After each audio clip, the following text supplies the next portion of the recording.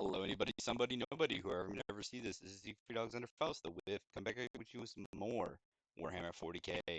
I am using a not very good mic, to say it politely. It is crackly, just like the last video I uploaded, I believe. And I have a professional mic. I finally dug it up, tried to set it up, but it's giving me problems for working. So I'm going to keep exploring that. I've had a busy couple of days in the sense where it's not so much busy, but cleaning up, and roommate is finally leaving. Again, a newer roommate. Hopefully, it'll be a good roommate. I've been switching up some armies. I'm going to update when this video comes out. I'm going to be updating the Google Drive with my updated Necrons army, I believe. And I think that and Sisters. And then I'll be getting to all these as well. And once I cover all the armies, I will be doing, as I said, just big old videos containing all the changes over time, whenever they happen. I just want to give all of them at least their own. Okay, so without further ado, Adeptic Custodes. This is going to be a Vanguard detachment. I've had to make a small bit of modifications because originally I had, instead of a Blade Champion, I had I believe an Alaris uh, Captain, Captain Terminator armor, and then an Aquilin squad. However, due to the point changes to my favorite Galatus Dreadnought models, for the Custodia Yellow Boys, I have switched them out for Praetors, which are by no means bad. But the Hurricanes will either be very good against some factions or useless. Without further ado, Emperor's Chosen. If someone says they are not the best one, they are insidious. Don't listen to them. They are trying to sell you insurance. Run as fast as you can. Jam their mobility scooters, for they are set in the old ways of Shadowkeeper being superior. I remember that. That was good times. These are the time. Hard time is now, old man. So Emperor's Chosen. Trait 1, you can choose either of these. So if you fight a Psyker faction, you're going to choose trait 2. We'll give you 4 up, feel no pains. 4 up, feel no pains. It gets mortal wounds. Not Psyker, simple. You get free rerolls. For when you shoot or fight, you can roll a hit or wound with that unit. So, very good. Kind of like the Ardent Shroud for Sisters. Now let's see. Without further ado, here is what the army looks like. Quite small, some small boys. There's 2 Salvo Launcher based Praetors, and the rest are Hurricane Bolters for points. And one is a Magnifica, and the other is a Defensor Praetor.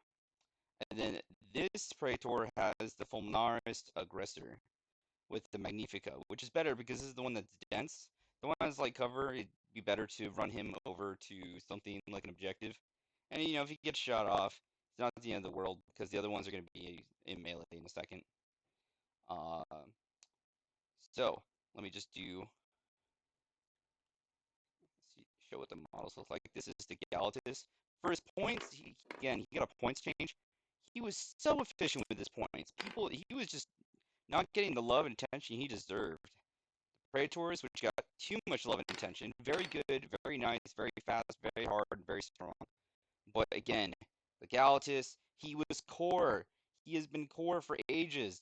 Also had a weird low leadership, I believe. It was either him or the Achilles. But flamethrower sword, hits hard, hits a lot, very tough, so good.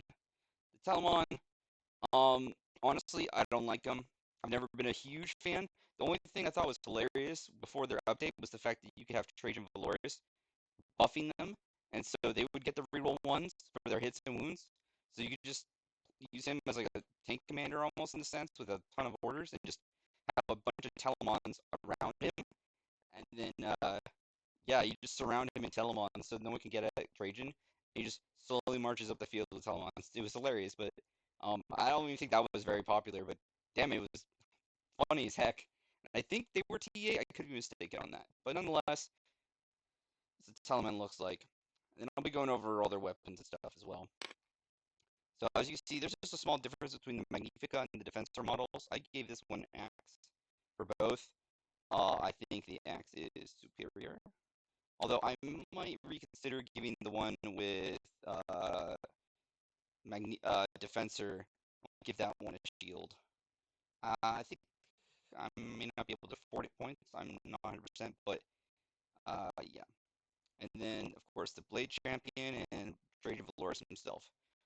There's a bunch of people that can maybe take on a Primarch, but out of like lore, there's like I think it was like 2 or 3. Trajan, Caldor Drago.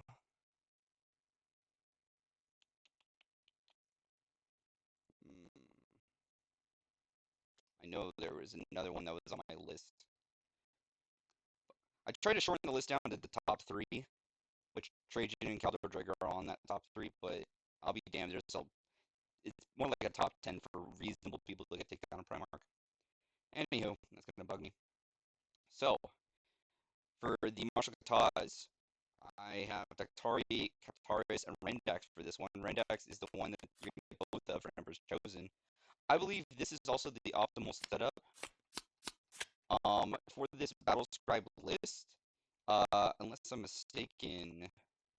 Yeah, so Trajan is your Warlord, but I don't give him his Warlord traits because I don't respect his Warlord traits. They're not really necessary.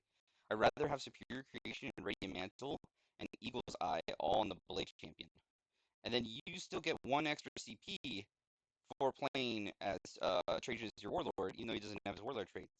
So I then use that to give the Veritas Praetor the Fulminaris Aggressor so I can ignore like cover for my range attacks. Won't be much, but you know, it could be a difference maker. And they don't have a whole lot that wow me to make me really care otherwise for most of their stratagems. If you really want, you can get rid of that one. I recommend you keep everything as is, and I'll free up 1 CP. Let's see. So, the Talon Heavy Dreadnoughts, both of them have the same profiles. And I like giving them the Cestus. I believe it's Cestus, not Kestus. Because, oh my god, it turns them into strength 18, 16 hits, AP minus 3, damage 4. Good lord, like it makes their melee, because without that, they're 2 to hit in melee, and they're probably going to be 2 to wound, but no AP, and it's just going to be 1 damage. So that extra 2 to 3 AP if the opponent has AOC, Armor of Contempt, and an extra 3 damage per an attack that goes through, that's huge. And you know, it gives them the flamethrower as well. The Accelerator Caliburn? No, that's not that one. The Twin Plasma Projector, that's right. That's the one. So they have the flamethrower that's auto hitting. It's a 2d3 6 minus 2 1. That's a strong ass flamethrower. Quite respectable. So they have that, and then they have a range option. So this way you can play them either way. They're not the core of their army, and if your opponent's going to sink a bunch into them, they're reducing damage. They have a 4-up invul. They have a 6-up feel no pain regular, and so they should hopefully be able to soak a lot of damage. The Virtus Praetors, you can use them to get buffed and just launch into combat as a suicide force. I actually kind of like doing that, and then have the Galatuses be safe for a whole other turn, because I consider them more of a crux of the army, because they're actually able to get the Trajan Valorous buffs, so you get their reroll hits of 1 and wounds of 1, and that'll just make them far more nasty. The Blade Champion could just derp somewhere, kill characters. If there's a rogue squad, you just send them there to go take them out. And then he's just always going to have the same things. But again, he has Superior Creation, Radiant Mantle, and Eagle's Eye. Eagle Eye for 3-up invul. Radiant Mantle, I believe, is the 5-up Feel No Pain? No, that's Superior Creation. Radiant Mantle is -1 to hit. So that should make him far more tanky as well. Between those 3 things, 3-up invul, -1 to hit, 5-up Feel No Pain, T5, 8 wounds. That's going to make him quite respectable as a threat. And of course, Trajan still has his naughty, what is it, Moment Shackle, which is very nice. Very nice. Yes. Yes. Yes. And then the Virtus Praetors, the thing is I think you should give them either a shield or the axe. Screw the spears. Spears are cool, but the axe gets you to strength 8, gets you where you need to be. And AP minus 2 D2. I think the spear was less. It might be 1 more AP, but I think it's flat 2 or -1 damage. It could be 1. I don't know. I don't remember, but I think the difference maker is the fact that you actually get the strength 8. That makes him a threat in melee against Legion Russes, Knights, and stuff that roll up the field, and then wound on twos, hit on twos, wound on twos for enemy stuff that's nearby. So that's very, very nice. So yeah, I like that for both of them. The other one, the third one, is the Red Stepchild. It doesn't really have a good effect. I think this is the detachment that works best for them. You could play them, of course, other ways. You could spam other things. Of course, you just do the regular Golden Boys and just slowly march up the field. This is a 2,000 point strike force. Uh, I think overall they've been nerfed, but they're a bit more creative now, and I like them. I don't want them to get any nerfs in the future because I think they're good where they are right now. Because while they can be annoying with their invulns, do recall that they're more expensive than Zinchian Demon 4-up invulns, and what is it? Brain fart. Oh, in the day, that's the 4-up invul. It's 50-50. So if you hit them with something strong, they go down. And while these things reduce damage, just hit them with volume of fire. Uh, they're gonna take a lot to bring down, but that's the point. When you bring down both these Telemons, that's the third of the army almost. Like, this is a lot of fighting power right here. All I have left without those is the characters, which are strong, but they're much squissier than you think going against a whole army. Um, so yeah, without further ado, this is Custodes. I played my first game was with Chaos Knights, and then I went over into playing before their update, of course, and then I moved over into playing Custodes, and then after I got a hand of Combat Patrol and Incursion, I think my first 2K game was actually with Guard. Um, so yeah, those are my first 3 factions, and I love Custodes. Captain on Jetpack in 8th edition Codex, naughty. Oh man. So without further ado, feel free to spam the comments how my mic sucks. I am well aware. I'm, as I said, working on the problem, and I'm going to be doing more armies. My last video showed the armies. I've done some organization, but again, I have the Xenos factions.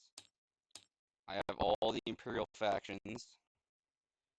The only one I'm missing to include is Black Templar, and with some consideration, I will do a video on them, but I may not continuously, like, always till the end of time, update that army. We will see. I definitely don't plan on this can get to here and that's it. I'm not gonna have more than uh 20 per the actual faction. That'll be just pages. I'm not dealing with pages. And chaos, all of these. I'm looking forward to the World Eater changes. Very forward to the new Anger model that was leaked / released. And then squats. And to be honest, I just want Eldar and Dinosaur. I want Dinosaur Elves. I want Exodite so bad. Without further ado, feel free to like, share, subscribe, all that jank. And if you have any requests, recommendations, complaints, compliments, or advice, or questions in general about the gameplay, myself, 40K, or if there's any content you want to see, let me know. Take care and have a wonderful day. Bye.